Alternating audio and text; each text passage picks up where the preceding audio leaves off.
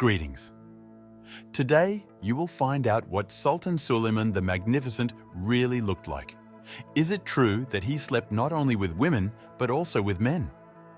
Finally, we will tell you who lived in the harem of the ruler of the Ottoman Empire in addition to his concubines.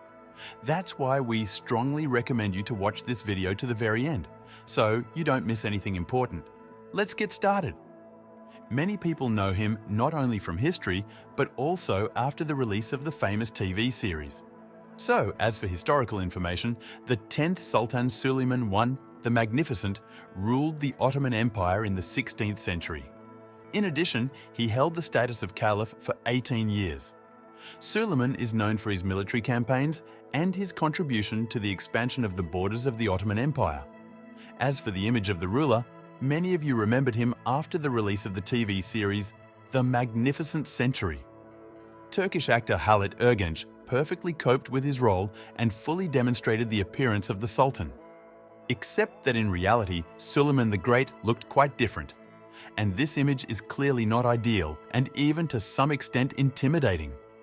Did you know that at that time, Islam categorically forbade the live painting of people? It is for this reason that most portraits from life have not survived to this day. Nevertheless, it is possible to imagine the image of Sultan Suleiman the Magnificent from written memories and notes of witnesses from that period. It is time to finally dispel once and for all the myths about the ideal appearance of the historical figure. First, the non-ideal facial features. From numerous sources, it follows that Suleiman the Magnificent had small brown eyes, a huge eagle nose, unhealthy yellow teeth. The color of the latter is due to the Sultan's addiction to the use of various sweets and spices, Turkey after all. Secondly, disproportionate physique.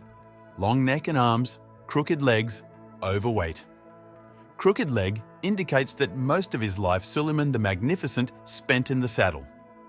On top of that, we have information about the Sultan's pale skin. You ask, what about the vegetation on the face of the Turkish ruler and what growth had Suleiman the Magnificent? It is important to note that contrary to many ideas and even misconceptions, the Sultan in peacetime did not wear a beard. But with the beginning of military campaigns, Suleiman still grew it. True, on his return to the Ottoman Empire, the ruler shaved off his beard. But the man could boast of a long red mustache. As for height, unfortunately, there is no exact data. Some historians assure us that the governor had the growth not less than 180 centimeters, others not more than 165. But it is definitely known about the strong physique of Sultan Suleiman I the Magnificent. Now you know exactly what the Turkish ruler looked like. His image in the series The Magnificent Century only misleads others and demonstrates a wrong idea about the historical figure.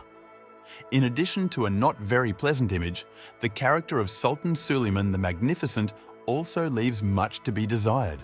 If we with you a little more closely examine the character of the ruler of the Ottoman Empire, then we will realize only one thing. This personality is clearly ambiguous. First, we will talk about the main shortcomings in the character of Sultan Suleiman the Magnificent, and then we will move on to the advantages. Among the shortcomings, a harsh attitude to women and relatives, as well as constant absence from the harem because of military campaigns, stands out especially. According to some historical information, it follows that for disobedience and permissiveness, Suleiman personally drowned in the Bosphorus about 500 women. Some of his relatives were also executed by the ruler himself. And in the case of the harem, the situation was not very good. The Sultan, for 36 years, took part in conquest campaigns. In the harem could occur disturbances up to the fact that the concubines were freely moving through the city streets. After such incidents, Suleiman the Magnificent began not only to limit the freedom of women as much as possible, but also to keep them locked up. Finally, the Sultan possessed such important character traits as concern for the state, interest in poetry, altruism, loyalty to his wife. It was under Suleiman the Magnificent that mosques and schools were actively built, because of which the level of education in the Ottoman Empire increased. And it was also under him that the territory of Turkey reached the peak of its development in the first half of the 16th century. During the years of his reign, the Sultan became so fond of poetry that he began to write his own poems. The man provided gratuitous assistance to the poor and needy, which proves his charitable support to the population. It is also important that Suleiman the Magnificent loved his wife named Hürrem very much. After her death, the Sultan did not even consider other women for the role of a potential wife. As you probably know, several centuries ago, Oriental harems played a key role in the lives of sultans. Suleiman I the Magnificent was no exception. Except that under him, harems became quite different. Let's go through them in order.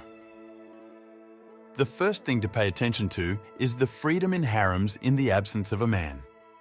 As you already know, military campaigns became an integral part of the life of the ruler, who, in fact, sought to repeatedly expand the Ottoman Empire.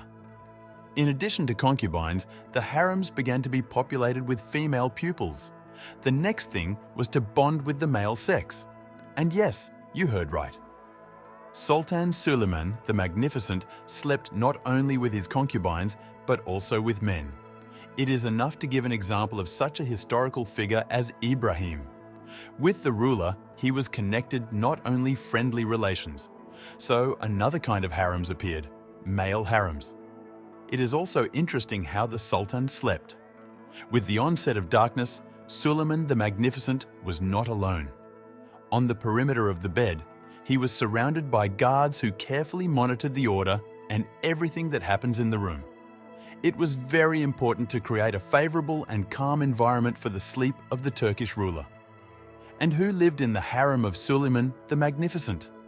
Of course, they were concubines, nursemaids, guards, and even eunuchs. The last sultan referred to the so-called middle class, and of course, relatives, the immediate environment, and Hürrem, the wife of the Turkish ruler. Perhaps some of you already suspect other facts from the biography of the Turkish ruler. Well, we will answer honestly. They really are. But which ones? Now we'll tell you. It is known that Sultan Suleiman the Magnificent is not on a joke addicted to wine drinks. Subsequently, alcohol began to be brought from abroad, both in the Ottoman Empire and in the palace of the ruler. Even the Sultan's main heir, whose name was Selim, became very dependent on wine. As a rule, Suleiman the Magnificent drank alcoholic beverages in the evenings during his vacations. As it has already become known, the Turkish ruler very often neglected humanity and empathy towards his ill wishers and enemies. Therefore, Suleiman the Magnificent periodically developed new ways of executing the guilty. Plus, in most cases, he did not take into account the rule of Sharia in judicial processes. Moreover, the Sultan adhered to equality and therefore did not pay attention to who is in front of him, a man, a woman, an elderly person. He did not show pity towards his relatives and friends either. In this regard, cruelty and inhumanity were in the first place. Even for disobedience could easily behead the victim. We have already talked about military predilections earlier.